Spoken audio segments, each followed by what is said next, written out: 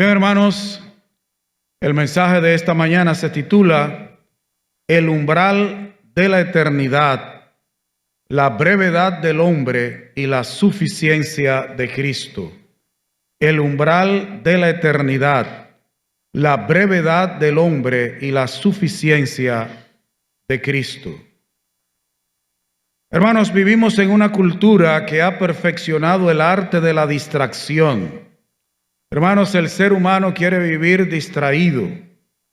¿Usted no se ha preguntado por qué antes la gente como que inventaba tantas cosas, como que los filósofos descubrían tantas realidades, tantas verdades? El ser humano antes vivía para la meditación, la contemplación, claro. Siempre ha habido una clase trabajadora, una clase obrera. Pero el ser humano ahora está dedicado al entretenimiento, a la distracción. La gente gasta fortunas en cremas antiedad. Las damas y algunos caballeros conocen las cremas anti-age, ¿verdad que sí? Las cremas antiedad, antiarrugas. Está el seguro de vida, que realmente quien le aseguran la vida es a la viuda y a los hijos del muerto. Está el entretenimiento digital, todo con un fin subconsciente, no pensar en el final. Hermanos, al ser humano no le gusta meditar mucho en esta época en que estamos. ¿Usted sabe por qué es que hay mujeres que cada vez que van a trapear tienen que poner una bachata, sobre todo de amargue? Porque no quieren meditar. A la gente le gusta el escándalo, el ruido, porque el ruido no deja que tú pienses. Y con respecto al tema de esta mañana, la gente no quiere pensar en que la vida en algún momento va a llegar a su final. Decía Blaise Pascal, al no poder evitar la muerte, los hombres han decidido, para ser felices, no pensar en ella. Al ser humano no le gusta eso. De hecho, entre el mundo cristiano ahora hay una filosofía. Cuando se habla de muerte sale uno, rechazo esa palabra. Mira que el Señor no te oiga. Mira, hay un temor a pensar en la muerte, en el final de la vida. Sin embargo, la muerte es la única estadística que se mantiene estable. Uno de cada uno muere. Solo hay 2 personas que encontramos en la Biblia y no dice que no murieron, dice que fueron traspuestos, pero no dice si murieron o no. Pero fueron traspuestos, por lo menos no se dice que ellos murieron, pero la estadística es que nace uno y ese se va a morir en algún momento. De hecho, desde que un ser humano es concebido, comienza a morir. No desde que nace, desde que es concebido comienza a morir. Decía Benjamin Franklin que hay, pero no Díaz, sino Benjamin Franklin en Estados Unidos, hay 2 cosas seguras en la vida: la muerte y los impuestos. De lo segundo se puede quizás escapar, pero de lo primero no. Y algún cínico de esas personas que son cínicas, dijo: come bien, duerme bien, haz ejercicio físico y muere. Hermanos, esto no es un asunto técnico de las que la ciencia pueda resolver. Es una realidad ciertísima en el ser humano. Hay personas que han invertido fortunas para ser congelados, eso se llama criogénesis, para ser congelados, por si en un futuro se descubre una cura para la enfermedad que los mató, los resuciten. Se están haciendo ricos los que tienen ese laboratorio. Hay millonarios congelados en unos tubos con hidrógeno para que un día los revivan. Hoy venimos a confrontar lo que nuestra cultura evita. No es para caer en el morbo, no es que vamos a adorar la muerte como hacen los mexicanos, que adoran a la Santa Muerte. Es para encontrar la verdadera sabiduría en la palabra de Dios. Hermanos, como dice el Salmo 90, solo cuando contamos nuestros días traemos al corazón sabiduría. Nosotros tenemos un dicho en la República Dominicana que hay gente que cree que nació para semilla, que nunca va a morir. No, hermanos, eso es falta de sabiduría. Ahora, ¿cuál es el diagnóstico de Dios? Vamos a ver primero la fragilidad, lo frágil y lo breve que es la vida. ¿Qué dice Moisés en el Salmo 90, los versículos 5 y 6? Los arrebatas como con torrente de aguas. ¿Qué dice aquí del ser humano? Son como sueño, como la hierba que crece en la mañana. En la mañana florece y crece, a la tarde es cortada y se seca. Eso dice el Salmo 90, los versículos 5 y 6.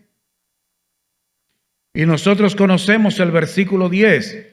Los días de nuestra edad son 70 años. Y si en los más robustos son 80 años, con todo, oiga lo que dice, su fortaleza es molestia y trabajo, porque pronto pasan y volamos. Pronto pasan y volamos. La palabra de Dios describe nuestra existencia no como la de un roble, sino es comparada como la hierba, como la flor de la hierba, que brota en la mañana y por la tarde ya está marchitándose. De hecho, nuestra vida es parecida a una flor, que esa flor hay que esperar todo un año para que se abra y el mismo día se muere. Un año entero esperando que la flor abra y el mismo día se muere, se cierra. Creemos que somos los protagonistas de una hazaña eterna, pero la Biblia dice que somos como una neblina que aparece por un poco de tiempo y luego se desvanece. Eso dice Santiago 4:14. A nosotros los seres humanos nos gusta hacer planes como que vamos a ser eternos. Y la Biblia dice que nuestra vida es como una neblina que aparece por un poco de tiempo y se desvanece. Ya nosotros en Atomayor casi no vemos neblina, pero cuando suele aparecer, Dios permite que exista, usted sale, la ve, vuelve y sale, ya no está. Así es nuestra vida. Y de hecho, hermanos, si hay algo en la vida desbaratador de planes, es la muerte. La muerte desbarata los planes más finos que usted pueda hacer. De hecho, hay familias que ponen la esperanza de progreso en que uno de sus hijos se gradúe y ayude a echar a la familia para adelante. ¿Y qué pasa con ese hijo en el cual se tienen todos esos planes? Muere. Y escuchamos en el mortuorio, ¿y ahora qué vamos a hacer? ¿Y qué yo voy a hacer ahora?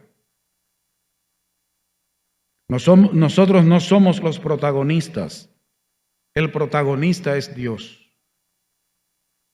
Hermanos, nosotros conocemos un dicho que dice que usted no puede tocar dos veces la misma agua de un río, porque fluye. Así es nuestra vida. Hermano, cada segundo de tu existencia y la mía es un segundo que ya no contamos con él. Tú y yo no podemos vivir el mismo segundo dos veces. Nuestra vida pasa, morimos, no regresamos, nuestra vida no retorna. La fragilidad no es una falla del sistema. Es el diseño poscaída, es el diseño que Dios le dijo a Adán y Eva, eso es lo que va a pasar si ustedes me desobedecen. Van a morir. Tú y yo no somos Dios. Hay personas, incluyendo cristianos, que piensan que con ignorar la realidad de la muerte, ella deja de existir. Sigue existiendo igual. Sigue existiendo igual. No es una falla del sistema. Es lo que Dios determinó. Existe la certeza de la muerte y la realidad de un juicio después de la muerte. Hermanos, ¿qué dice Hebreos 9:27? Y de la manera que está ¿qué? Establecido para los hombres que mueran una sola vez y después de esto, el juicio. Pero a la gente no le gusta meditar en esto. Hermanos, está establecido, es un decreto de Dios que haya muerte y tú y yo no lo vamos a cambiar. No lo vamos a cambiar. Está decretado así, es una cita ineludible. Usted puede faltar a su boda, puede faltar a su graduación. De hecho, yo nunca asistí a una de mis graduaciones, nunca me llamó la atención ponerme toga y birrete. Pero hermano, a la cita con la muerte, a menos que Cristo venga antes, usted no va a faltar. De hecho, si usted se mira físicamente, usted está más cerca hoy. Está más cerca. Yo tenía mi cabello negro y no tenía arruga y ahora yo me miro en el espejo y tengo hasta el pecho arrugado. Y eso que soy flaco. Hoy estamos más cerca. Es una cita ineludible y el juicio es también ineludible. Usted no puede eludir el juicio. Hay dos juicios: el tribunal de Cristo o el juicio del gran trono blanco. A uno de los dos usted va, pero va a morir y va a ir a un juicio. A uno para recibir galardón y a otro condenación, pero en uno de los dos usted va a estar. Eso no se puede eludir. Y Dios no nos va a juzgar por nuestras obras, sino por nuestra condición espiritual. Claro, las obras cuentan para el creyente. Para el creyente. Dios no va a sacar un promedio. Dios no te va a comparar con el vecino en el juicio. Dios no te va a comparar con el hermano. Bueno, realmente tú estás hoy en el juicio, pero realmente tú fuiste mejor que el hermano amado. Tú tuviste un mejor testimonio que el hermano amado. ¿Tú sabes con qué Dios te va a comparar? Con su santidad. Con Él es que te va a comparar, con su santidad. ¿A qué es que dice Dios que el creyente debe llegar? A la estatura de la plenitud de Cristo. En el juicio se va a ver, claro, nunca debajo del sol vamos a llegar a esa estatura, pero debemos mantenernos creciendo. Pero Dios nos va a comparar con su santidad, no es con el otro. Porque a veces nosotros queremos tranquilizar nuestra conciencia. Bueno, yo un día voy a estar delante del tribunal de Cristo, un día yo voy a estar en el juicio, pero yo, porque si con fulano es, yo soy más cristiano que es. No, compárate con Cristo, con la santidad de Dios.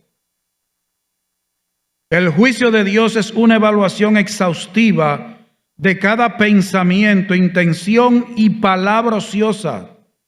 Ante un Dios 3 veces santo, tu bondad y la mía es polvo.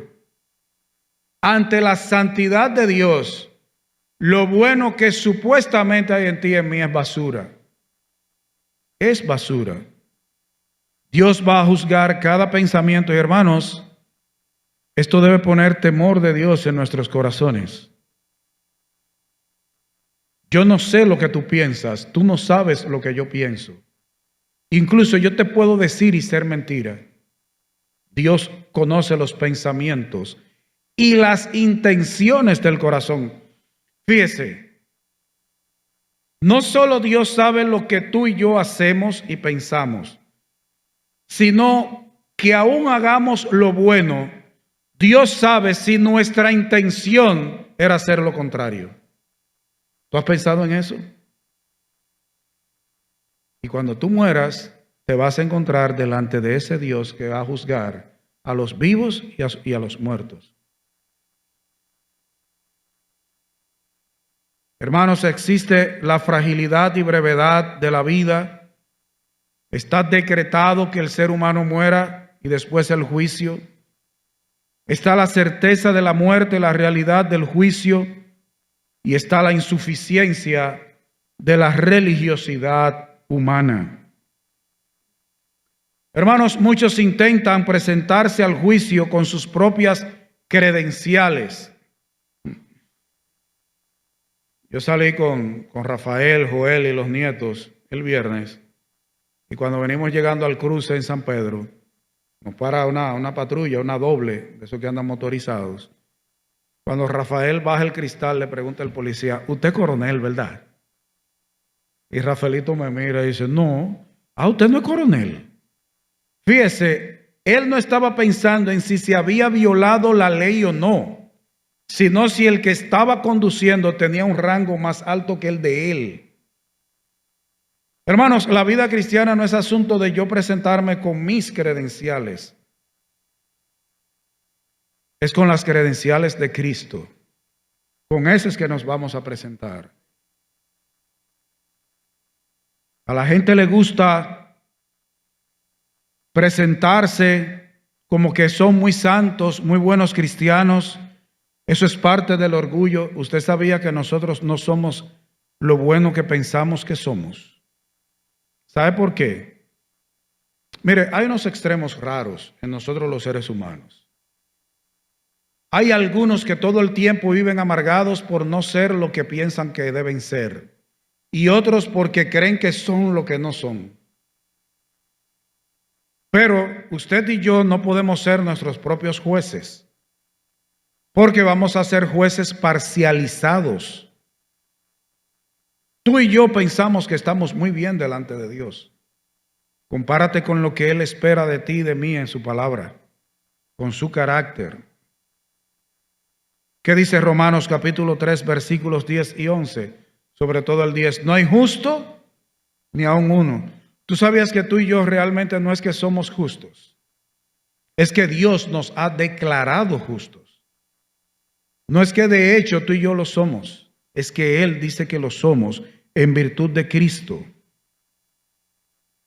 Intentar pagar una deuda infinita frente a un Dios infinito con obras finitas y manchadas de egoísmo es una locura matemática y espiritual. Hermanos, Dios es infinito en santidad. ¿Cuántas veces dice que Él es santo? Santo, santo, santo. Eso es el grado superlativo. No hay una medida para la santidad de Dios, por eso dice 3 veces santo. La santidad de Dios es infinita.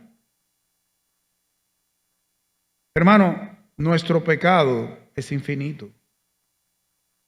Nuestras obras, las obras buenas que tú y yo podamos hacer, no llegan a la infinitud de la santidad de Dios. Nos quedamos cortos. Y hay algo, hermanos. Aún las buenas obras que tú piensas que estás haciendo están contaminadas del egoísmo que hay en el corazón de cada uno de nosotros. Yo puedo pararme aquí y predicar un mensaje tremendo y en medio de la predicación ufanarme de que este es uno de los mejores mensajes que se ha predicado en la historia de la humanidad. Pequé. Tú puedes estar en oración y pecar mientras ora. Estar leyendo la Biblia y pecar mientras lees la Biblia. Hermano, aún las cosas buenas que pensamos estar haciendo están contaminadas por nuestra naturaleza pecaminosa. El tratar de acallar nuestra conciencia por las cosas buenas que hacemos es simplemente un vano esfuerzo humano. Y alguien dijo que tratar de presentarnos delante de Dios en base a nuestras propias obras, aún después de ser cristianos, es como tratar de subir una pared de concreto teniendo los pies de barro. Si yo quiero subir esa pared, escalarla teniendo los pies de barro, ¿hasta dónde usted cree que yo llegaría? Ahí mismo. Hermanos, a veces nosotros pensamos que haciendo cosas buenas podemos ganarnos el favor de Dios. Hermanos, ni tu salvación ni la perseverancia en la vida cristiana dependen de tus obras. Nosotros hacemos cosas buenas porque obedecemos a Dios y queremos darle gloria a Él y queremos bendecir a otros, pero no para que Él nos bendiga. Eso es tratar de comprar la vida eterna. Hermanos, la muerte es algo cierto, algo seguro, que muchos cristianos hoy no quieren pensar en ello. Pero nos encanta cuando muere alguien decir, es mejor estar en la casa del luto que en la de la alegría, porque en ello hay sabiduría. Mira, la Biblia dice que es mejor estar donde hay luto. ¿Dónde usted cree que hay más sabiduría? ¿Donde hay escándalo y beventina o en un mortuorio? Aunque en las dos cosas ahora se bebe, pero cuando usted tiene un muerto ahí adelante, usted piensa en la vida suya y dice, wow, ¿se podría ser yo? Pero a nosotros también nos encanta decir un versículo. Para mí el vivir es Cristo y el morir ganancia. Pero la mayoría no quiere esa ganancia. La mayoría no la quiere. Hermanos, hay que pensar que nuestra vida acabará cual las hojas caerá. Busca a Dios. Nuestra vida es breve, es frágil. Un día nos vamos a encontrar delante del Creador para ser juzgados. Tu bondad, mi bondad son insuficientes ante la santidad de Dios. Pero hay esperanza. Hay esperanza. ¿Cuál es la esperanza suya y mía? Cristo, la esperanza de gloria.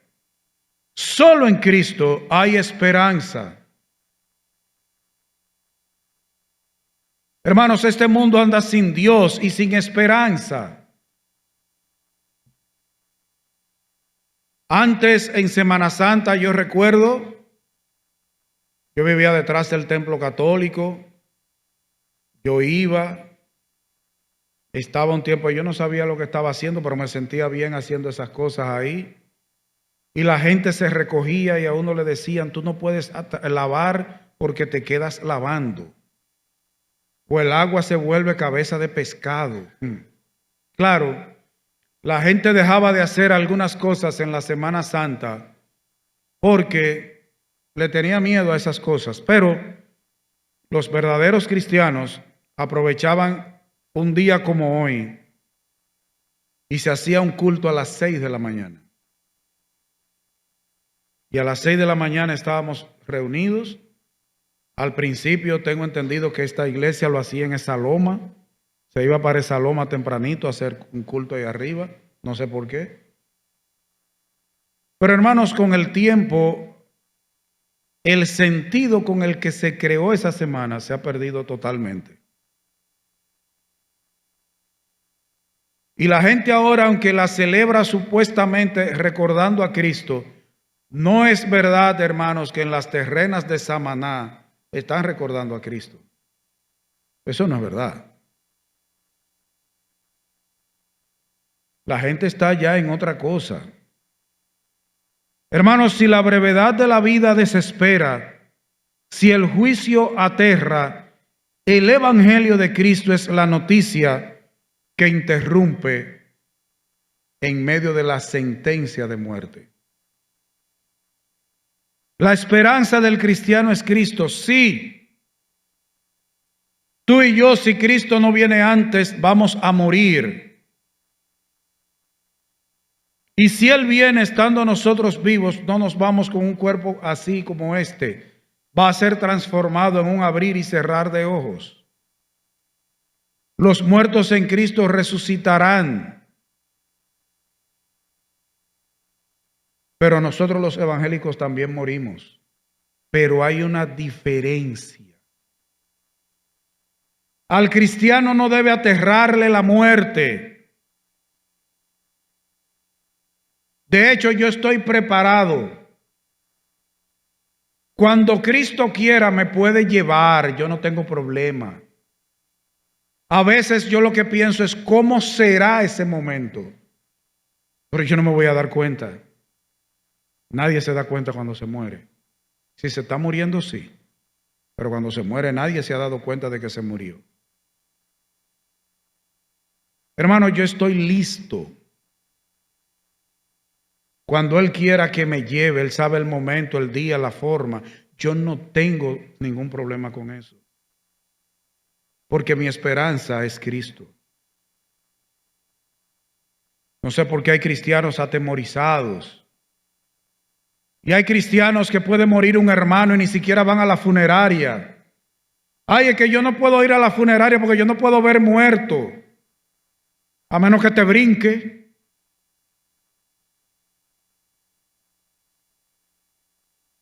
¿Cuál es el miedo? Yo entiendo que hay personas que quizás en la niñez tuvieron algún problema. Yo recuerdo que mi abuela llegó a ir al mortuorio de un señor que vivía frente a donde vive la hermana Glenis. Era una señora que se llamaba Filomena. Tenía un esposo, era un hombrón grande y ese señor lo tenían en la cama. Y yo, un niño, así como uno de mis nietos, mi abuela me llevó y estaba sentada frente a esa cama. Y yo a cada rato miraba que el muerto como que me miraba. Yo sé que hay niños que han tenido como traumas, pero hermano, en Cristo vamos a romper con esas cosas. Hermanos, el Eterno entró en el tiempo. Aquel que es la vida se entregó a la muerte. ¿Qué dice Juan 14:6? Yo soy el camino, la verdad y la vida. ¿Qué dice el versículo, capítulo 10, versículo 17? Por eso me ama el Padre, porque yo pongo mi vida para volverla a tomar. El que es la vida puso su vida. ¿Y qué dice Hebreos 9:28? Así también Cristo fue ofrecido una sola vez para llevar los pecados de muchos y aparecerá por segunda vez sin relación con el pecado para salvar a los que le esperan. La vida puso su vida en lugar tuyo y mío para darnos vida. Él murió en tu lugar y en el mío para que tú y yo tengamos vida y tengamos seguridad y no estemos temerosos ante la posibilidad de morir. Pero no solo Él dio su vida para darnos vida, sino que hay algo que se llama imputación. Es cuando algo se pone a nombre de otro, se le carga a otro. En la cruz ocurrió el intercambio más asombroso de la historia. Mis pecados fueron cargados sobre Cristo. Cristo fue juzgado en la cruz en lugar tuyo y mío. Y su justicia perfecta fue acreditada a tu cuenta y la mía. Eso es lo que se llama doble imputación. A Cristo se le cargó mi pecado y a mí se me cargó la justicia de Cristo. Y eso da esperanza, que dice Primera de Pedro capítulo 2 versículo 24. Quien llevó él mismo nuestros pecados en su cuerpo sobre el madero, para que nosotros, estando muertos a los pecados, vivamos a la justicia, y por cuya herida fuisteis sanados. Él llevó nuestros pecados. A Él se le cargaron tus pecados, mis pecados, y a ti y a mí se nos ha cargado, se ha puesto a nombre nuestro la justicia de Cristo. que dice Hechos 13:39, y que de todo aquello de que por la ley de Moisés no pudisteis ser justificados, en él, en Cristo, es justificado todo aquel que cree. Tú y yo hemos sido declarados justos en Cristo, como si nunca hubiéramos pecado. Entonces, tú y yo no debemos tener temor a morir y encontrarnos frente a Dios, porque tus pecados ya fueron juzgados en Cristo. Ya para nosotros no hay más juicio. ¿Usted sabía que cuando usted y yo pecamos, Él no nos castiga? Él nos disciplina, que parece lo mismo, pero no es igual. Usted puede darle una pela a un muchacho con una vara para castigarlo, simplemente porque él tiene que aprender que eso no se hace.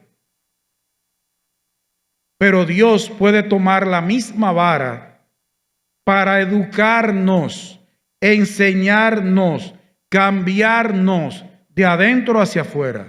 Parece lo mismo, pero no es igual.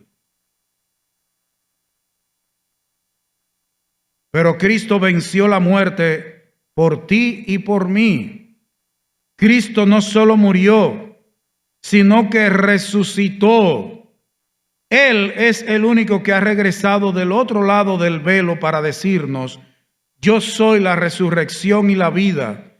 El que cree en mí, aunque esté muerto, vivirá. Eso es esperanza, hermano. ¿Cuál es el miedo? ¿A qué tú le tienes temor cuando se habla de muerte? Ay, no menciones eso. Hay gente que le tiene, cristianos que le tienen un miedo a la muerte como Drácula al sol. Hermano, Cristo llevó tus pecados y los míos. Él resucitó para darnos vida. Su resurrección significa que el Padre aceptó como bueno y válido el sacrificio que Él hizo. Y que tú y yo, cuando nos encontremos delante del Señor, no va a ser para condenación, va a ser para recibir galardón. Aunque dice que algunos se quemará como paja, madera, heno, hojarasca. Hermano, no tengamos temor, porque el Señor venció la muerte. Y con nosotros va a suceder algo diferente a otros que fueron resucitados.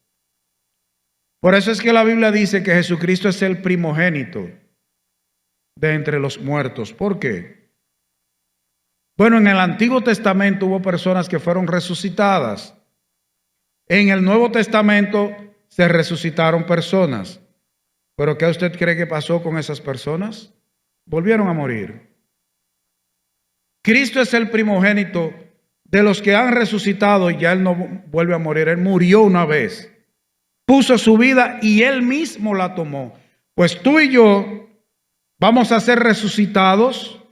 Tenemos esa promesa del Señor para no morir jamás. ¿Cuál es el miedo? ¿Cuál es el temor?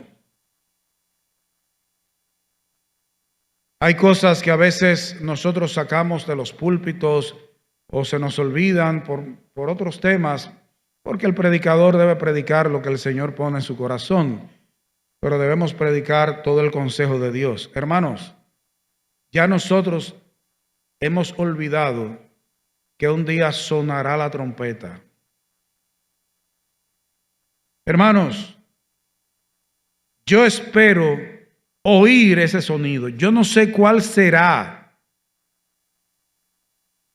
pero los que estén muertos van a saber que van a ser resucitados cuando lo escuchen. Y los que estén vivos van a conocer ese sonido de trompeta y van a ser transformados. ¿Usted anhela escuchar ese sonido? Hay muchos como que no quieren oír ese sonido. Sea en la tumba o vivo, yo espero ese sonido. Hermanos, el Señor puso su vida para que tú y yo no tengamos temor a la muerte. En Él tenemos vida eterna. ¿Tú dices que crees eso? ¿Qué dice la Biblia que es el aguijón de Satanás? La muerte. ¿Usted sabía que Satanás usa la muerte como un aguijón? El aguijón es un palo que tiene una punta fina para cuando un animal se echa y no se quiere parar, lo pullan. O no quiere caminar, lo pullan con eso. Y él camina de que camina. Pues Satanás usa la muerte, el miedo a la muerte, para que el ser humano camine cuando él dice que camine. Tú y yo no debemos tenerle miedo a la muerte. Ya el diablo no puede usar la muerte en contra tuya y mía. Él perdió ese poder en nosotros. Tú no puedes darle poder a él. Confía en lo que dice la Biblia. Hermanos, para los que están aquí en esta mañana, que no creen, porque esto es evangelio, no solo el evangelio se predica en la noche, el evangelio hay que predicarlo siempre. Para los que están aquí en esta mañana que no creen en Cristo, tú estás viviendo un tiempo prestado.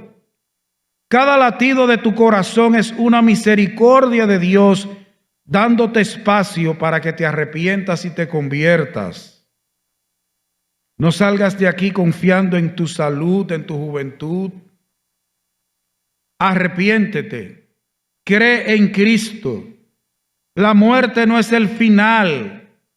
La muerte es una puerta a una eternidad con Dios o a una eternidad bajo la ira de Dios. Usted solo puede huir de la ira venidera hacia los brazos de Cristo. No hay otro lugar. Para los creyentes, tú debes vivir a la luz de la eternidad. Si la vida es breve, deja de invertir tesoros en lo que la polilla y el orín corrompen. Hermanos, hay gente que vive, cristianos que viven más pendientes de las cosas, de los deseos de la carne, los deseos de los ojos y la vanagloria de la vida que de la eternidad. Invierten más para las cosas materiales que para la eternidad, que en su alma. Invierte para la eternidad. Spurgeon tiene un libro que habla del banco de Dios. Ahí es que hay que invertir el creyente. Pierde el miedo a la muerte. Para el cristiano la muerte ha perdido su aguijón. La muerte para ti, para mí, ya no es un verdugo. Es un conserje que nos introduce a la presencia de nuestro Rey. El morir es Cristo, es ir al encuentro de nuestro Señor. Cuando el cristiano muere, ¿con quién se va a encontrar? Con el Señor. Hermanos, para mí es de un gran testimonio cuando yo veo cristianos que tienen enfermedades catastróficas y se le ve paz, se le ve gozo en su corazón. Usted sale consolado, fortalecido. Mira, el hermano José Mayén, en un momento se pensó que ya el cáncer había remitido, pero se descubrió que no, que era todo lo contrario. Y él no se amargó, no se amargó. Y realmente, miren cómo son las cosas del Señor. No sé si se lo había referido antes. Pero el hermano José Mayén y dos jóvenes más, cuando eran jóvenes, eran amigos, estudiaron en la misma escuela, se inscribieron juntos en la universidad. Dos estudiaron arquitectura y uno estudió ingeniería. Cuando se graduaron, pusieron un negocio entre los tres y los tres se convirtieron. Atilio, Mayén y el que fue pastor en la Bautista Cristiana, el papá del hermano Nino. Los tres pasaron una vida juntos desde el barrio y se convirtieron y pusieron negocio juntos. Los tres llegaron a ser pastores. A los tres les dio cáncer. Y de los tres solo queda el hermano Nino. Pero nunca escuché al hermano José Mayén quejarse. Y otros hermanos aquí con enfermedades catastróficas, paz en sus rostros. Hermanos, el tener confianza y certeza y esperanza en Cristo nos quita el temor a la muerte. Hermanos, debe predicar con urgencia. Mira a las personas a tu alrededor, no como rostros que se pierden en la multitud, sino como almas eternas que caminan hacia un juicio inminente. Los incrédulos sí deben tenerle temor a la muerte, porque lo que les espera es una eternidad en un fuego que arde, donde el gusano de la conciencia no muere. Predique el Evangelio, predique el Evangelio. Hoy en día el mundo ve a los demás como personas de las cuales aprovecharse. El cristiano debe ver a los demás como almas que están viviendo en un cuerpo y que necesitan ser salvadas. Los más viejos recuerdan el coro: estamos en campaña porque hay almas que salvar. Hermanos, la vida es breve, es frágil, la muerte es inminente, va a haber un juicio, pero Cristo es nuestra esperanza. No tengamos temor a la muerte, sigamos adelante, convencidos de que el cristiano cuando muere descansa. Descansa.